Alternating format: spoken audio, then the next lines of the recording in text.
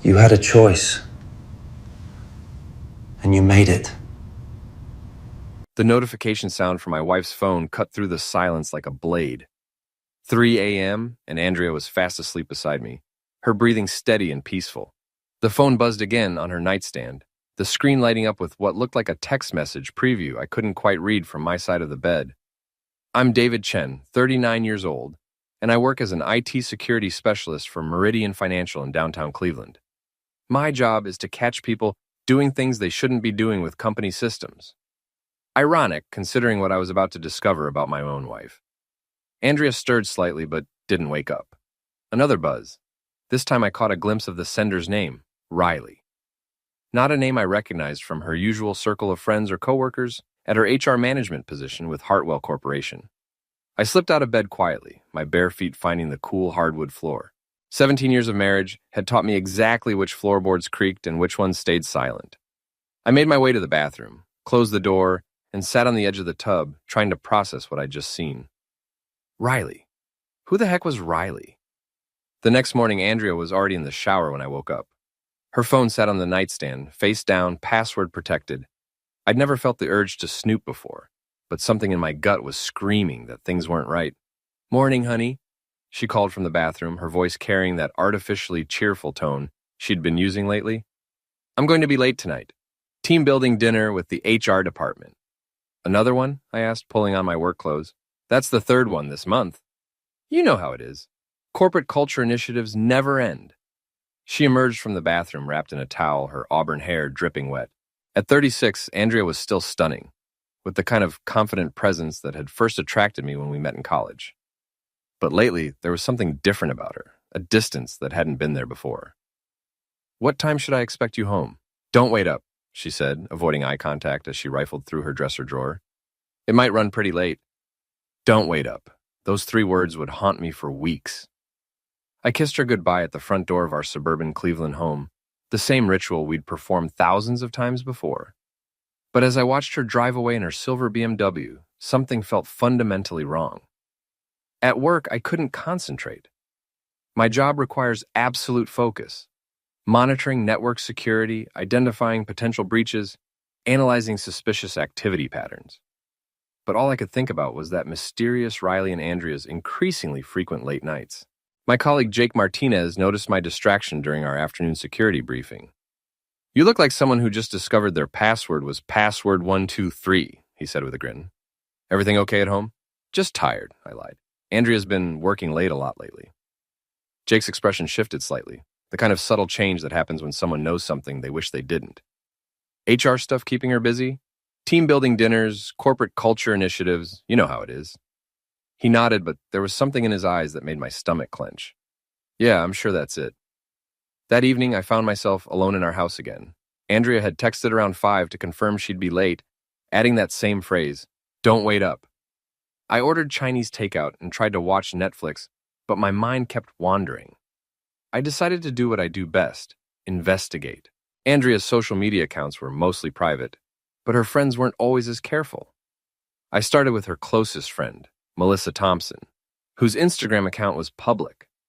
Scrolling through recent posts, I found several photos from what looked like a girls' night out at some upscale bar downtown.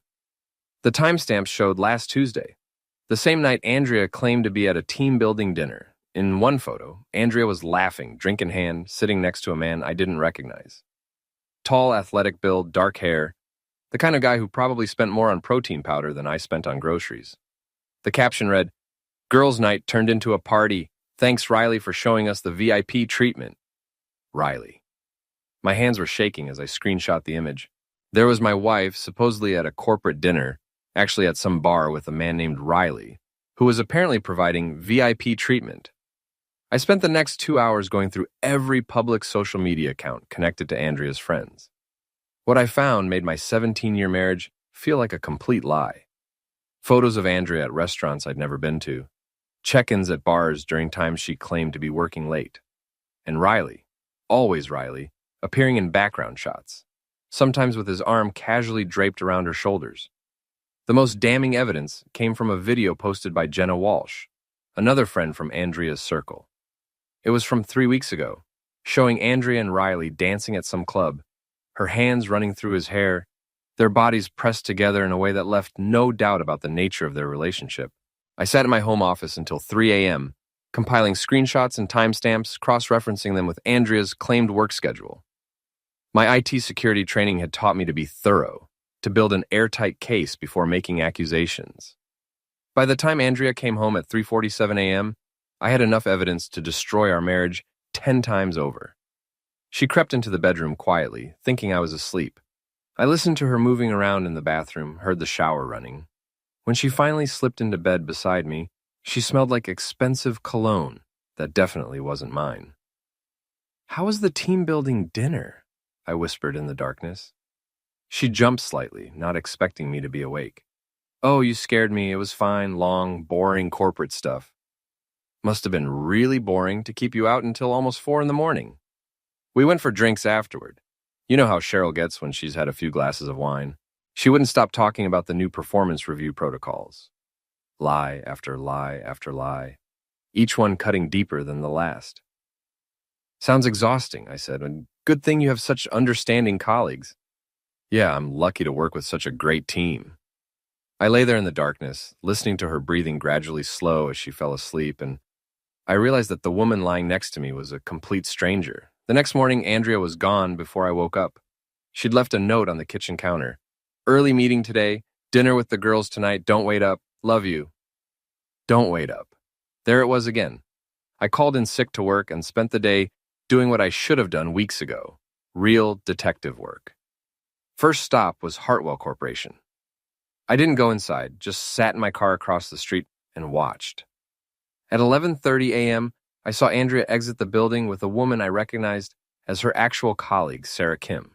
They got into Sarah's car and drove toward downtown. I followed them to a small cafe on East 4th Street, keeping my distance. Through the window, I could see them having what looked like a serious conversation. Sarah was gesturing emphatically, and Andrea kept shaking her head. After 40 minutes, they returned to Hartwell. Andrea went back inside, but Sarah sat in her car for several minutes, talking on her phone. Something about her body language suggested she was upset. My phone buzzed with a text from Andrea. "Working through lunch? Project deadline moved up. We'll definitely be late tonight." Except I'd just watched her have a leisurely lunch at a cafe. That afternoon, I decided to visit the gym where Riley apparently worked. Melissa's Instagram had tagged him at Elite Fitness Downtown in several posts. The place was exactly what I expected. All chrome and mirrors, with the kind of aggressively motivational music that made me want to run in the opposite direction. Riley was easy to spot. He matched the photos perfectly, tall, muscular, with the kind of artificial confidence that comes from spending too much time looking at yourself in mirrors. He was training a middle-aged woman on the leg press, his hands guiding her movements with practiced familiarity. I pretended to be interested in membership information and struck up a conversation with the receptionist, a young woman named Crystal who seemed eager to chat. "Riley's one of our most popular trainers," she said when I asked about personal training options. "He's got a real gift for making clients feel special, especially the married ladies, if you know what I mean." My blood ran cold. "What do you mean by that?" She glanced around nervously. "I probably shouldn't say anything, but he's got this thing for wealthy married women. Takes them out for drinks after training sessions, makes them feel young again. Management looks the other way because he brings in so much money." "That doesn't sound very professional. Tell me about it." I've seen him with at least 3 different married clients in the past month. Always the same pattern. Starts with extended training sessions, then dinner meetings to discuss fitness goals, then weekend trips for intensive training camps. Weekend trips. Andrea had mentioned wanting to go on a wellness retreat with her girlfriends next month. Sounds like the wives' husbands might not appreciate that kind of personal attention, I said carefully. Crystal laughed bitterly. "Riley doesn't care about husbands. He actually brags about it. Says married women are easier targets because they're already feeling neglected and underappreciated." I left Elite Fitness with my hands shaking and my marriage officially over in my mind. The only question now was what to do about it. That evening, I prepared for Andrea's return like I was setting up a security operation. I positioned my laptop on the kitchen table with a clear view of the front door, opened a new document, and waited. She came home at 12:15 a.m., moving quietly through the house. I could hear her in the bathroom, running water, brushing her teeth. When she finally came to bed, she was wearing a new nightgown I'd never seen before. "How was dinner with the girls?" I asked. "Oh, you're awake. It was nice. We went to that new Italian place on Coventry." "Which one?" A pause. Bella Vista. You wouldn't like it. Very trendy." I knew every restaurant on Coventry Road. There was no Bella Vista. "Sounds lovely. Who was there?" "The usual group. Melissa, Jenna, Sarah." She was lying in bed now, facing away from me. "We talked about planning a girls' trip, maybe to Miami, spa treatments, beach time, that kind of thing." "When were you thinking?" "Next month sometime. Nothing definite yet." I lay there listening to her breathe, marveling at how easily the lies came. 17 years of marriage, and I was just now discovering that my wife was a sociopath. The next day, I made a decision that would change everything. I called Tom Bradley, the best divorce attorney in Cleveland, and an old college friend who owed me a favor. "David, long time no talk. What's going on?" "I need a lawyer, Tom, and I need someone who plays to win." We met that afternoon at his downtown office. Tom was exactly what you'd want in a divorce attorney: sharp, ruthless, and completely unsympathetic to cheating spouses. "How much evidence do you have?" he asked after I'd explained the situation. I opened my laptop and showed him everything: the social media posts, the timeline inconsistencies, the photos of Andrea with Riley, the video of them dancing. Tom whistled low. "This is good stuff, David. Really good. But we need more. We need financial records, communication logs, something that shows the extent of the affair and any financial impact." "What kind of financial impact? Is she spending money on this guy? Fancy dinners, hotel rooms, gifts? Are they using marital assets to fund their affair? That's where we can really hurt her in the settlement." I hadn't thought about the financial angle. How do I find that out? Bank statements, credit card records, phone bills. You have access to all the joint accounts? Of course. Then start digging. And David? Tom's expression was serious. Don't confront her yet. Don't let her know you suspect anything. We need to gather everything we can before she has a chance to cover her tracks. That night, while Andrea was at another team-building dinner, I went through our financial records with the thoroughness of a forensic accountant. What I found made me physically sick. Over the past 3 months, there had been charges at expensive restaurants on nights when Andrea claimed to be working late. Hotel rooms booked in downtown Cleveland when she was supposedly at corporate training sessions. A $500 charge at Victoria's Secret that I definitely hadn't benefited from. The most damning evidence was a $1,200 charge at a high-end men's clothing store, made on a day when Andrea said she was shopping for office clothes with her sister. She was buying him clothes. With our money. I printed everything out and made copies, storing them in a safety deposit box I opened the next morning. Then I did something that would either be brilliant or completely backfire. I decided to confront Riley directly. Elite Fitness was busy during the lunch hour, full of people trying to squeeze in workouts between meetings. Riley was at the front desk, chatting with Crystal and another trainer. When he saw me approaching, his expression shifted to professional courtesy. "Can I help you with something?" "I'm looking for a personal trainer," I said. "Someone who specializes in working with married clients." Crystal shot me a look, but Riley's smile widened. "I work with a lot of married clients, both men and women. What kind of fitness goals are you looking to achieve?" "Well, my wife has been raving about her trainer. She's been working out a lot lately. Coming home really late, going on weekend fitness retreats. She says her trainer has been incredibly attentive." Riley's smile faltered slightly. "What's your wife's name?" "Andrea Chen. Maybe you know her?" The color drained from his face. Behind the desk, Crystal was staring at us with wide eyes. "I don't think I know anyone by that name," Riley said, but his voice had lost its confident edge. "That's strange. She talks about you all the time. Riley this, Riley that. How you've been helping her discover new things about herself. Really pushing her boundaries. Look, man, I think there's been some kind of misunderstanding." "Oh, I don't think there's any misunderstanding at all." I leaned closer, lowering my voice so only he could hear. "I think you know exactly who my wife is, and I think you know exactly what you've been doing with her. The question is, what are you going to do about it?" Riley looked around nervously. "I don't know what you're talking about." "Then let me be more specific. I'm talking about the Marriott downtown 3 weeks ago. I'm talking about dinner at Lola Bistro last Tuesday. I'm talking about the $1,200 worth of clothes my wife bought you with our joint credit card. His face went completely white. How did you? I'm an IT security specialist, Riley. Finding information is what I do for a living. And right now, I have enough information to destroy both of you. I pulled out my phone and showed him one of the photos from Melissa's Instagram, the one of him and Andrea dancing at the club. Here's what's going to happen, I continued. You're going to end whatever this is with my wife. You're going to tell her you're not interested anymore, and you're going to stay away from her permanently. And if I don't, then I send all of this to your boss, to your other clients, and to every gym in the city. How do you think Elite Fitness would feel about knowing their star trainer is running a side business, seducing married clients? Riley was sweating now, his confident demeanor completely gone. You can't prove anything. I don't have to prove anything. I just have to raise enough questions to ruin your reputation. How many of your other married clients do you think will stick around once word gets out? I could see him calculating, trying to figure out his options. Finally, he nodded. Okay, I'll end it.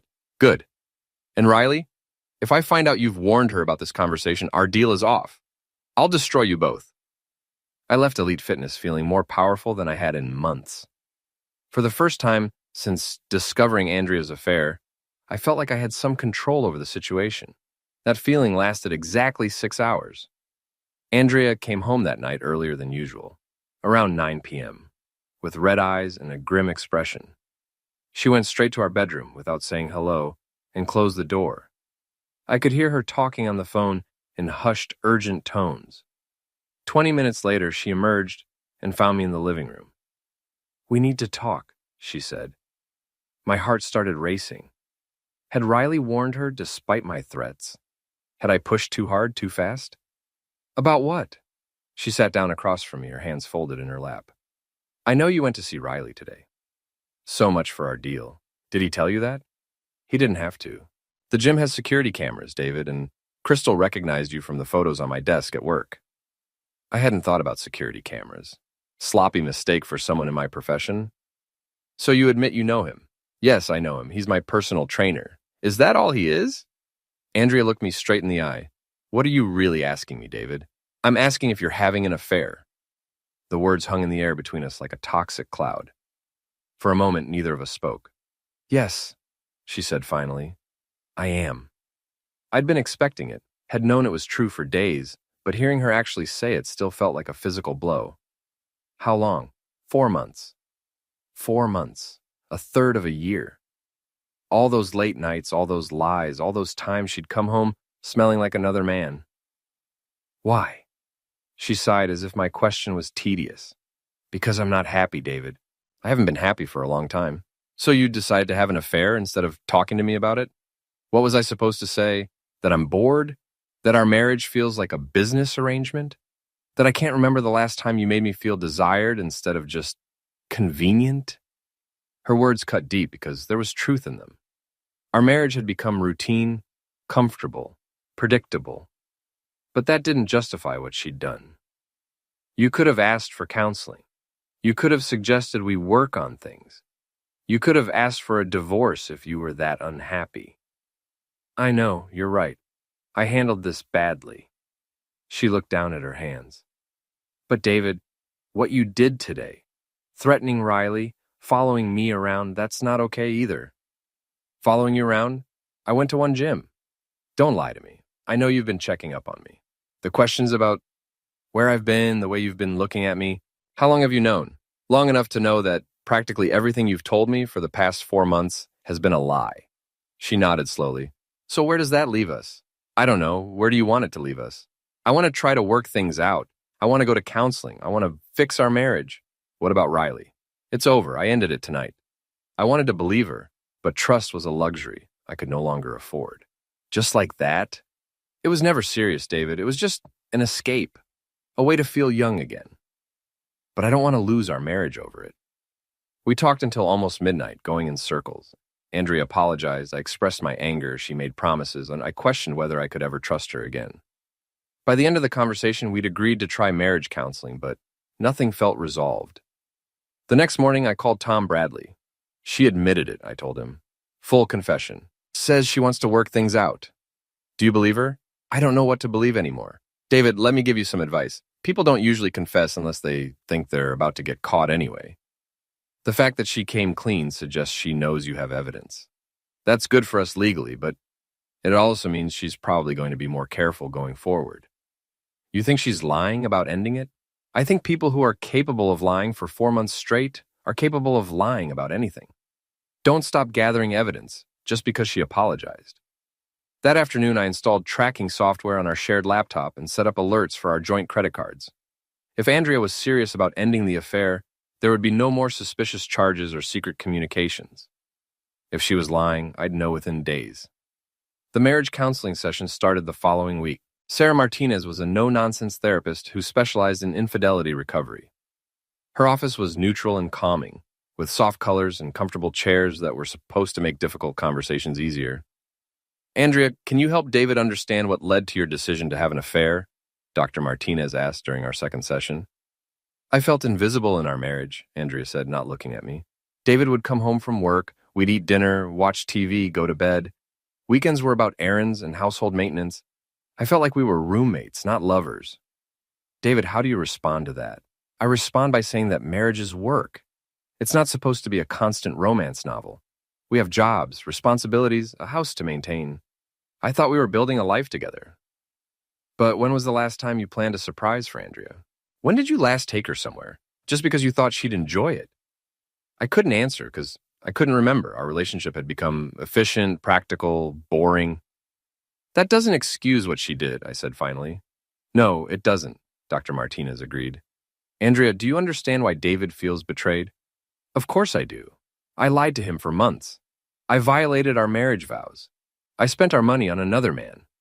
Andrea's voice cracked slightly. I know what I did was wrong. I'm trying to make it right. For 6 weeks, we went through the motions of marriage counseling. We did communication exercises, discussed our feelings, made plans for rebuilding trust. Andrea was the perfect repentant spouse, attentive, apologetic, eager to prove her commitment to our marriage. But the tracking software told a different story. She was still in contact with Riley. Not through text messages or phone calls, but through a messaging app I hadn't known she used. The conversations were brief and coded, but the pattern was clear. They were still seeing each other. The credit card alerts confirmed it. Charges at restaurants during her overtime nights. A hotel room booked for an afternoon when she claimed to be at a doctor's appointment. Gas purchases near Riley's apartment on days when she said she was shopping with friends. After 2 months of fake marriage counseling, I'd had enough. I printed out all the evidence. The messaging app conversations, the credit card statements, the GPS tracking data from our shared car, and put it in a manila envelope. Then I called Andrea at work. Can you come home early today? We need to talk. Is everything okay? You sound upset. Just come home, Andrea. She arrived at 4:30, still in her work clothes, looking concerned. David, what's wrong? I handed her the envelope. Open it. Her face went white as she looked through the contents. The hotel receipts, the screenshots of her messages with Riley, the GPS data showing her car parked outside his apartment building. David, I can explain. No, you can't, because there's no explanation that makes sense. You sat in marriage counseling for 2 months, looked me in the eye, and lied about ending the affair. You made me feel like I was the problem, like our marriage failed because I wasn't romantic enough. The affair is over. These are from last week, Andrea. The hotel charge is from 3 days ago. The messages are from yesterday. She sat down heavily on the couch, still holding the papers. I know how this looks. How it looks? It looks like you're a liar who's been playing me for a fool. While I tried to save our marriage, I was going to end it. I just needed more time. More time for what? To figure out how to keep both of us? To see if you could have your cake and eat it too? Andrea started crying, but I felt nothing. No sympathy, no urge to comfort her. The woman I'd loved for 17 years was gone, replaced by a stranger who was capable of looking me in the eye and lying without hesitation. I want a divorce, I said. David, please. We can still work this out. No, we can't. Because I'll never be able to trust you again. And without trust, we don't have a marriage. She looked up at me with tears streaming down her face. What about everything we built together? Our home, our life, our history? You threw all of that away when you decided Riley was more important than our marriage vows. He's not more important. You are. Our marriage is. Then why are you still sleeping with him? She had no answer for that. That night, Andrea stayed at her sister's house. I called Tom Bradley and told him to file the divorce papers. Are you sure about this, David? Once we file, there's no going back. I'm sure. I want her out of my life completely. Okay. We'll file for divorce on grounds of adultery. With all the evidence you've gathered, we should be able to get you a very favorable settlement. I don't care about the money. I just want it to be over. You should care about the money. She spent marital assets on her affair. She lied to you for months. She deserves to pay for what she's done. Tom was right. Andrea had betrayed our marriage, wasted our money on another man, and then lied about ending the affair while we were in counseling. She deserved consequences. Do whatever you think is best, I told him. I want her to understand that actions have consequences. The divorce papers were served at Andrea's office the next day. According to Tom's investigator, she broke down crying in front of her coworkers and had to leave early. She called me that evening, sobbing. David, please don't do this. We can still save our marriage. No, we can't. You made that impossible when you chose to keep lying. I'll do anything. I'll quit my job. We can move away, start fresh somewhere new. It's too late, Andrea. I'm done. Please, I love you. No, you don't. If you loved me, you wouldn't have done this. I hung up and turned off my phone. For the first time in months, I felt like I could breathe again. The divorce proceedings turned ugly fast. Andrea hired Margaret Kellerman, an attorney known for her aggressive tactics in high-asset divorce cases. Within a week of being served, Andrea was claiming that I had been emotionally harmful, that I'd driven her to have an affair through neglect and controlling behavior. She's trying to flip the narrative, Tom explained during our strategy meeting. Make herself the victim instead of the perpetrator. It's a common tactic, but it won't work with the evidence we have. What kind of evidence? The financial records showing she spent marital assets on her affair. The proof that she lied in marriage counseling. The documentation of her deception. A judge isn't going to be sympathetic to someone who commits adultery and then lies about it. But Andrea's counterattack was more sophisticated than I'd expected. She produced witnesses who testified that I'd been distant and cold for years. Her sister claimed I'd been emotionally unavailable and had refused to work on our marriage problems. Even Dr. Martinez, our marriage counselor, was subpoenaed to testify about our sessions. The worst part was that some of what Andrea claimed was true. I had been distant. I had taken our marriage for granted. I had stopped making romantic gestures or planning surprises. But none of that justified adultery. 3 months into the divorce proceedings, I learned that Andrea and Riley were no longer hiding their relationship. They'd moved in together in a downtown apartment, and Andrea was posting photos of their trips and dinners on social media like she was proud of what they'd done. The brazenness of it infuriated me.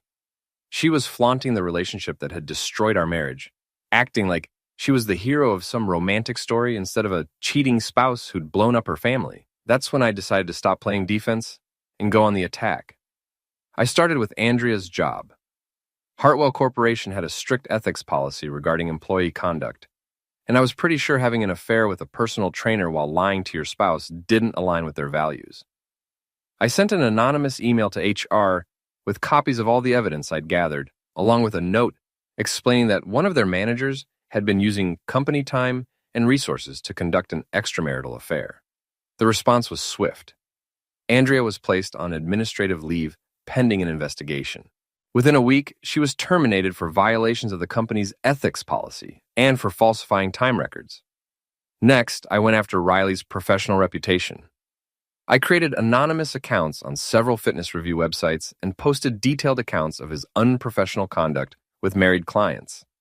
I included enough specific details to make the stories believable, but not enough to be traced back to me.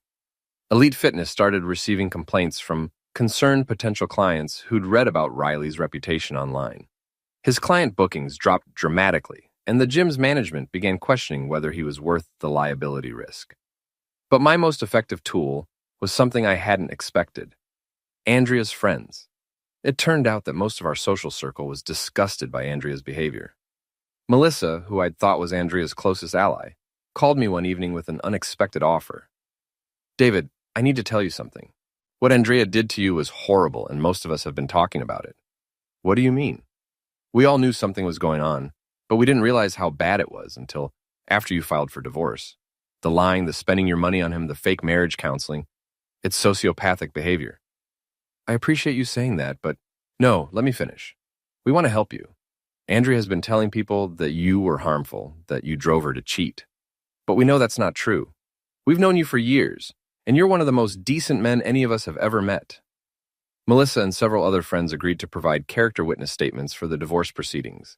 They testified that I'd been a devoted husband, that Andrea had bragged about her affair, and that her claims of emotional misuse were fabricated. More importantly, they ostracized Andrea socially. She found herself uninvited to parties, excluded from group events, and generally treated like a pariah by the community we'd been part of for over a decade. The social isolation hit Andrea harder than the job loss or the divorce proceedings. She called me one night, crying hysterically. "David, you have to make them stop. Melissa won't return my calls, Sarah crossed the street to avoid me at the grocery store, and Jennifer told me I wasn't welcome at book club anymore. I didn't make them do anything, Andrea. They're reacting to your choices. You turned them against me. I told them the truth. If that turned them against you, maybe you should think about what that says about your behavior. Please. I've lost my job, I'm losing all my friends, and now you're trying to take everything in the divorce. I have nothing left. You have Riley. Isn't he worth all of this?" The silence stretched for so long I thought she'd hung up. "Riley and I broke up," she said finally. "What happened?" "He said the drama was too much, that he didn't sign up to be with someone who was unemployed and had no money. He moved out last week." I felt a moment of satisfaction that surprised me with its intensity. "I'm sorry to hear that." "No, you're not. You're glad. You wanted this to happen." She was right. I was glad. After months of watching her flaunt their relationship while claiming to be the victim, seeing it fall apart felt like justice. "What I wanted was a wife who honored her marriage vows," I said. "What I got was a liar who threw away 17 years for a personal trainer who dumped her the moment things got difficult. I know I made mistakes." "Mistakes? Andrea, you didn't make mistakes. You made choices. You chose to have an affair. You chose to lie about it. You chose to spend our money on another man. You chose to keep seeing him while we were in marriage counseling. Every single thing that's happened to you is the direct result of your choices. I know that. I know I screwed up. But does that mean I deserve to lose everything?" "Yes," I said without hesitation. "It does." The divorce was finalized 6 months later. Thanks to Andrea's adultery and the evidence of her spending marital assets on her affair, I received the house, most of our savings, and my retirement accounts. Andrea got her car, her personal belongings, and enough money to get an apartment and start over. The judge was particularly harsh in his ruling, noting that Andrea's conduct had been egregious and that her attempts to claim emotional misuse were not credible given the evidence presented. Walking out of the courthouse that day, I felt something I hadn't experienced in over a year. Peace. 6 months after the divorce was finalized, I ran into Sarah Kim, Andrea's former colleague, at a coffee shop downtown. She looked uncomfortable when she saw me, like she wasn't sure whether to acknowledge me or pretend she hadn't noticed. "Hello, David," she said finally, approaching my table with obvious reluctance. "Hi, Sarah, how are you?" "I'm good. Listen, I wanted to apologize for what happened with Andrea. I knew something was going on, but I didn't know how bad it was until everything came out. You don't need to apologize. You weren't responsible for her choices." Sarah sat down across from me, looking relieved. "Can I tell you something about what really happened at work?" I nodded. Andrea wasn't just having an affair. She was using company resources to facilitate it. She was booking conference rooms for personal calls with Riley, using her corporate credit card for dinners with him, and even calling in sick on days when she was actually with him. I suspected something like that. It was worse than you know. She tried to get me to cover for her multiple times. She wanted me to lie to management about where she was, to vouch for fake client meetings that were actually dates with Riley. When I refused, she got angry and said I didn't understand what it was like to be in a dead marriage. "I'm sorry she put you in that position. The thing is, David, I knew you. We'd met at company parties, and you always seemed like a good guy. Andrea would complain about you being boring or predictable, but from what I could see, you were just a normal husband, with a normal job who loved his wife." Sarah's words meant more to me than she probably realized. For months, I'd questioned whether I really had been a bad husband, whether Andrea's affair was somehow my fault. "There's something else you should know," Sarah continued. "After Andrea was fired, she tried to get her job back. She claimed she was the victim of a vindictive ex-husband, and that her personal life shouldn't affect her employment.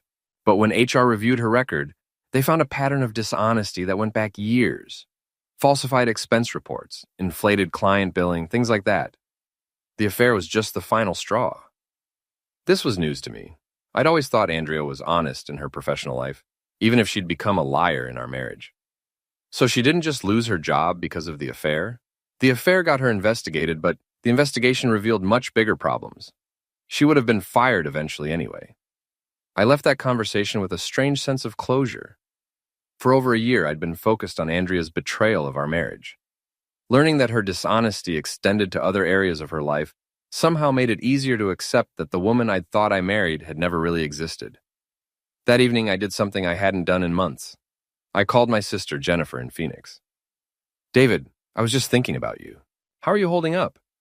Jennifer had been my biggest supporter throughout the divorce, calling regularly to check on me and offering to fly out if I needed help. "I'm good, really good actually. I think I'm finally ready to move on." "That's wonderful to hear. You sound different, lighter." "I feel lighter. For the first time in 2 years, I'm not angry anymore." "What changed?" I thought about it for a moment. I think I finally accepted that the Andrea I fell in love with in college wasn't the same person who had the affair. People change, and sometimes they change into someone you don't recognize. I can't save a marriage with someone who doesn't exist anymore. "Have you thought about dating again?" The question caught me off guard. "Not really. I'm not sure I'm ready for that." "You don't have to be ready right now. But David, you're only 40 years old. You have a lot of life left to live, and you deserve to be happy." That conversation stayed with me for weeks. I'd been so focused on ending my marriage and dealing with the aftermath that I hadn't thought about what came next. 3 months later, I decided to try online dating. It felt strange creating a profile, describing myself as divorced, trying to figure out how to present my story in a way that was honest but not bitter. My first few dates were awkward disasters. I was out of practice with dating, unsure how much to share about my divorce, and frankly not very good at small talk anymore. But gradually I started to remember what it felt like to have conversations with women who weren't lying to me. I met Rebecca on my 10th or 11th first date. She was a librarian at Case Western, divorced herself, with 2 teenage kids and a dry sense of humor that reminded me of my sister. Our first date was coffee that turned into lunch that turned into a 4-hour conversation about books, travel, and the strange experience of dating in your 40s. "So what's your divorce story?" she asked over our second cup of coffee. "And please don't tell me you're still in love with your ex-wife." My ex-wife had an affair with her personal trainer, lied about it for months, and then continued the affair while we were in marriage counseling. Rebecca winced. "Ouch, how long ago?" "The divorce was finalized about a year ago. Are you angry about it?" I considered the question seriously. I was, for a long time, and I was furious, but now I'm mostly grateful. Grateful? Grateful that I found out who she really was before I wasted more years with her. Grateful that I don't have to live with someone I can't trust. Grateful that I get to start over. Rebecca smiled. "That's a very healthy attitude. What about you? What's your divorce story?" My ex-husband was someone struggling with a gambling problem who emptied our savings account and took out a second mortgage on our house without telling me. I found out when the bank called to say we were in foreclosure. Jesus. Yeah, but like you said, I'm grateful. Grateful that I found out before he destroyed our kids' college funds too. Grateful that I learned I was stronger than I thought I was. Grateful that I get to start over. We dated for 8 months before I introduced her to my friends. Another 4 months before we talked about moving in together. We took things slowly. Both of us cautious about trusting again. Both of us aware that our previous marriages had failed for reasons we hadn't seen coming. 2 years after my divorce was finalized, Rebecca and I bought a house together in Lakewood, a small suburb west of Cleveland. It was smaller than the house I'd shared with Andrea, but it was ours, chosen together, free from the ghosts of my previous marriage. The day we moved in, I got an unexpected phone call from Tom Bradley. "David, I wanted to give you a heads up about something. Andrea's been calling my office, asking if there's any way to reopen the divorce settlement." "On what grounds?" "She claims she was coerced into accepting the terms because of her emotional state at the time.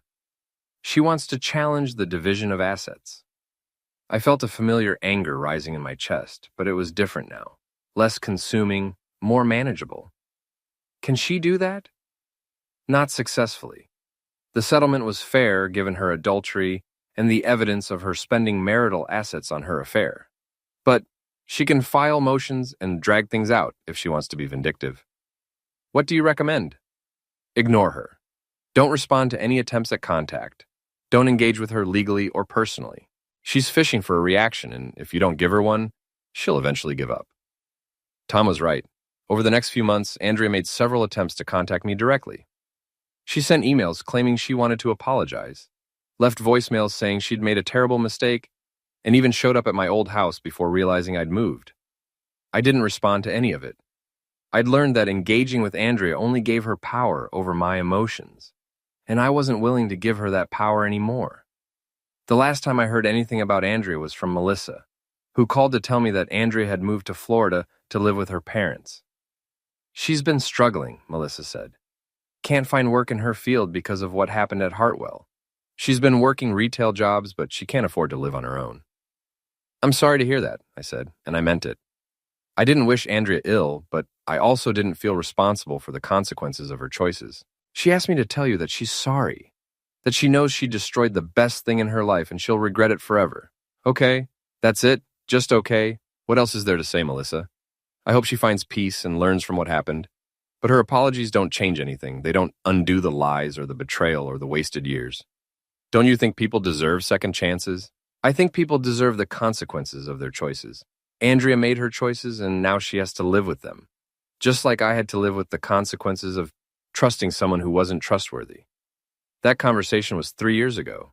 I haven't heard anything about Andrea since then, and I don't expect to.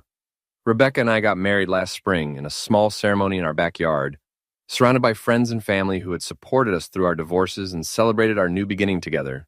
It was everything my first wedding wasn't. Honest, joyful, and built on a foundation of trust that had been tested and proven. Standing at the altar, looking at Rebecca in her simple white dress, I felt grateful for everything that had led me to that moment.